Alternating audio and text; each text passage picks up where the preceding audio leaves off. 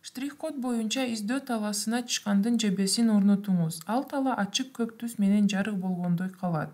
Штрих-кодду сканерлеңиз же штрих-коддун номерин киргизиңиз дагы оң жактагы издөө белгисин басыңыз.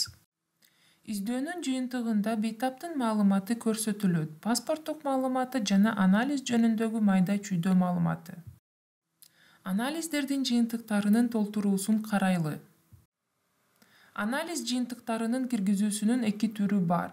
Үлгүлүү, башкача айтканда төмөн түшүүчү тезмеден тандоо, жана экинчиси клавиатуранын жардамы менен өз алдынча киргизүү.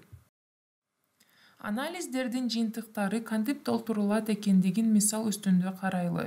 Сиз анализдердин жыйынтыгын даяр болору менен киргизе аласыз.